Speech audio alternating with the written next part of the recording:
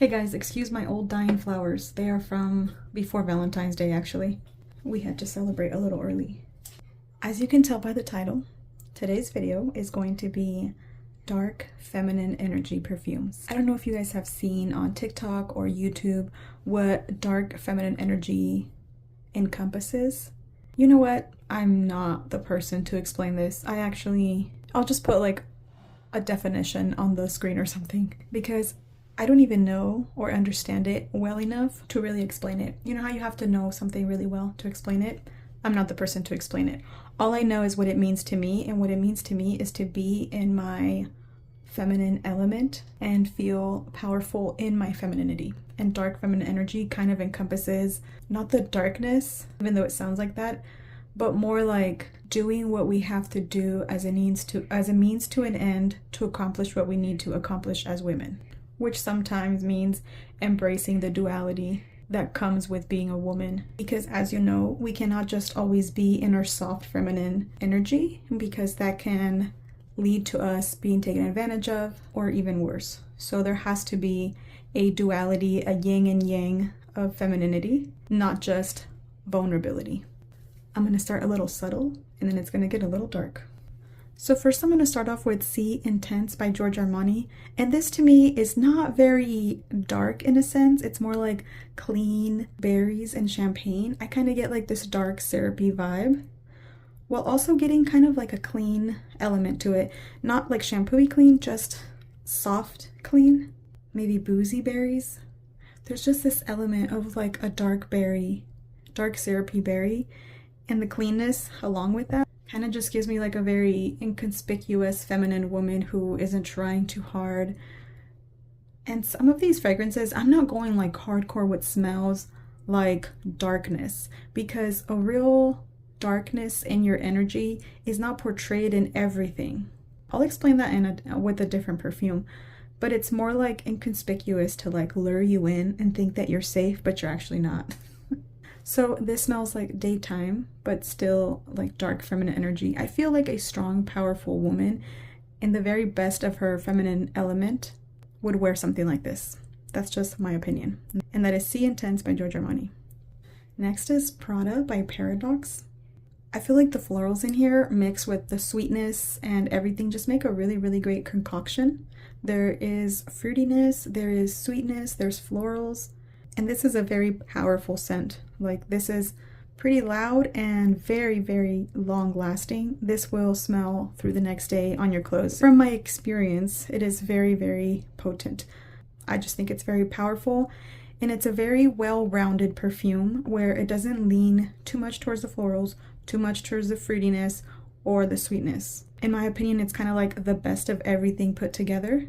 And that's kind of what a woman in her dark and feminine energy would be like. She would have it all together, where there's some softness, you know, with the sweetness, but also not too sweet, which I feel like florals are very powerful, and I have a few florals, but they're all very well-rounded perfumes and not leaning towards too much towards anything, because if you go too much in one direction, you know how that can go. That can backfire, and if somebody doesn't like that scent, you're going to actually put people off. Instead of your fragrance being alluring and seductive.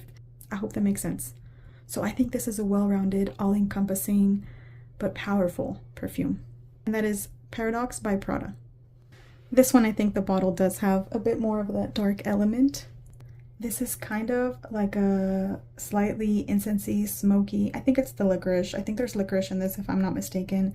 Cherry vibe. And this one smells a little bit more on the serious side, while still not being too serious, and I really like that. There's this darkness, slightly unapproachability to this, and I really enjoy that about it. I feel like this isn't the friendliest of scents, but sometimes as women, we can't not be too friendly or too nice, because you know how that goes. You know how that goes. When we're too nice, people take it the wrong way, and people take our kindness for weakness. I guess that's a better way to put dark feminine energy. It's like standing up for yourself. And that's what I like about this perfume, that there's a touch of like unapproachability, don't mess with me vibe, but still likable and still friendly, but like not too friendly, you know? And I love that about this scent. And I actually wear it when I feel in that mood. I actually wear this when I'm gonna be be around people that I don't like or feel safe around, because I don't necessarily want to smell soft and easily taken advantage of. I kind of want to smell slightly unapproachable and don't talk to me. So I do wear this when I kind of wish people didn't talk to me. I don't know if it actually does that to people. I don't know if, but in my mind. So I feel like because I'm wearing it, I'm putting out that energy, because that's the energy that I'm feeling in my mind, you know? So anyways, that is Black Perfecto Le Petit Robe Noir by Guerlain. L'Interdit Givenchy Rogue. Is that what this is? Yes, Eau de Parfum Rogue. I feel like this is kind of seductive, kind of sexy, not that innocent kind of perfume because of the florals, but also mixed with the syrupiness, the sweetness. It's sexy and seductive, but not in an innocent way, kind of in a mischievous way. What's the word? Kind of like in a bad bitch way, you know? This smells like red and black lingerie, and I kind of like that about it. It's like deep and slightly dark. This is another one. Actually, the bottles, all these bottles kind of match, and I actually did not do that at all. I really tried to go with the scent, although I'm sure maybe I was still subconsciously influenced. There's something about this scent that's very, very powdery and soft, and a hint of florals. And that's what I really like about our femininity, is that it can have an element of being very, very soft, but that's not all that we are, because when it comes down to it, you know, a lot of us, especially if we're moms, we can take it to another level. It's like we're soft until we're not, until we need to not be soft. And what I love about this fragrance, it's that it encompasses that softness. The powderiness almost reminds me of like, maybe like a mother, but like, this is kind of giving me like a softness, but a softness in a way to lure somebody in and think that you are not as powerful as you actually are, and using that softness to get to what we want. And I'm not saying something like insidious or something manipulative or mean. I'm just saying more like a come hither. Maybe it kind of reminds you of a childhood memory, or maybe it kind of reminds you of like something that your mom wore. It's inconspicuous, soft, with like a deeper, something deeper there. I love the softness, so it's like the powdery is so soft, and I love that about this perfume, but it still has an element of darkness. There's some duality there. I don't think that it's just sweet and innocent, and I kind of like that it's in this bottle, because it kind of gives you that vibe where it's like, I'm soft, but don't mess with me. Am I making any sense? Are these things making any sense? Can you guys let me know? I always say that, but anyways. So that is, did I ever even say the name? That's Dolce & Gabbana, The Only One 2. I think this is discontinued, but you could probably find it for very, very cheap. And keep in mind that it does have that soft, powdery, makeup-y, old makeup-y kind of vibe. And that's what I mean about like reminding you of maybe like a caregiver. Okay, this is one where the bottle doesn't match at all. This is Le Petit Robe Noir, and this is kind of a berry, fruity, patchouli vibe.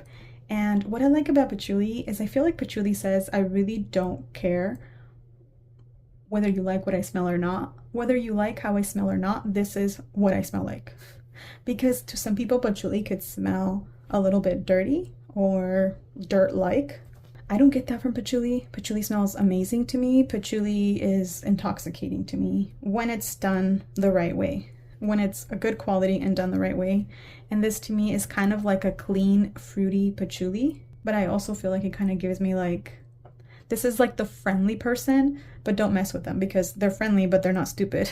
And I kind of get that from this perfume. It's like girly, unless you get on her wrong side, then she's not. It's like clean and soft until it's not. And to me, the patchouli kind of just adds that kick of not that innocent. I love that scent. The patchouli kind of adds a little bit of darkness, a little bit of depth. And I mean, obviously the bottle doesn't match that vibe. I don't know. I think this is usually in a clear blue bottle because I think it has blueberry in it. But either way, this is lovely and also kind of slightly dark in my opinion. And on a very, very similar note, because I think it actually smells very similar to that Guerlain one, is Coco Mademoiselle by Chanel. How many of you know that this was going to be here? Of course this is going to be here. This is an older formulation. I know that Chanel hasn't said this has been reformulated or anything, but I feel like there's a huge difference between the one you can get at Macy's right now and the older formulation. I had to go buy this one used on Mercari because I was looking for that older formulation that just like hits the spot for me. So that's the formulation that I'm referring to, is the older one, not the new one.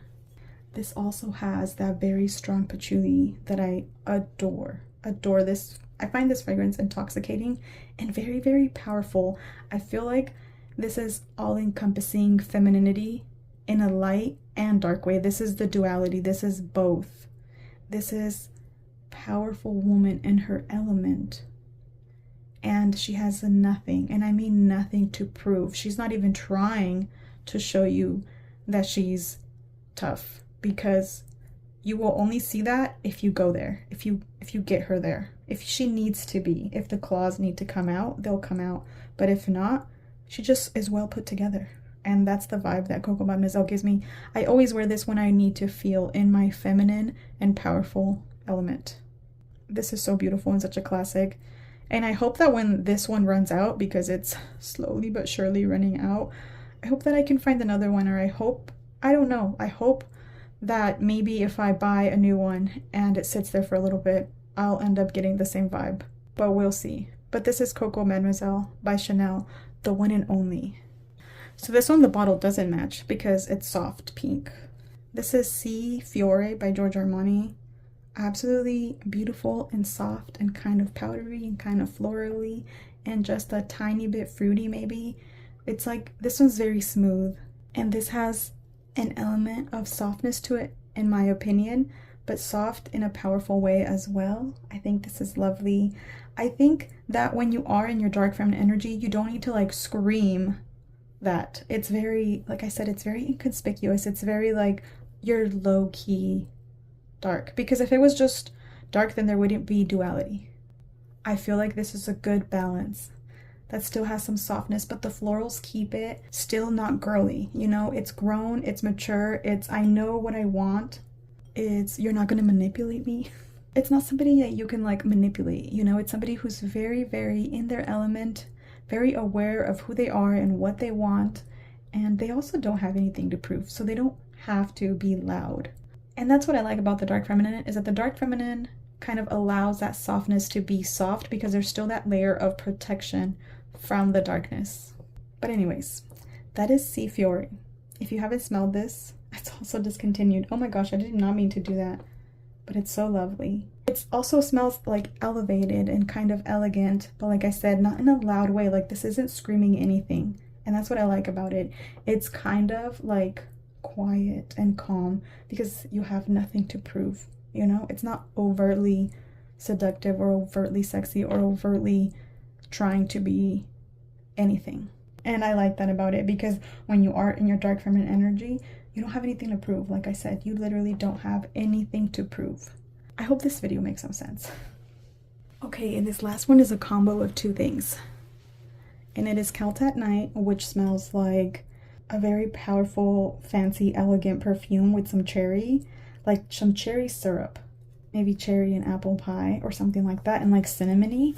And then I mixed this with Flower Elixir by Kenzo, and this was such a powerful smell. It made me feel powerful, like combined, because this kind of gave me like a bougie, elevated vibe. And then this is kind of like a little bit fruitier because it has raspberry, like a raspberry syrup vibe, but it still has a little bit of rose, and it still has praline. It's very sweet, and the berries in here kind of bring out the berries in here, and the praline really goes well with the powderiness. It's like a powdery incense kind of vibe in here as well. That's what makes it smell like expensive and maybe slightly Middle Eastern.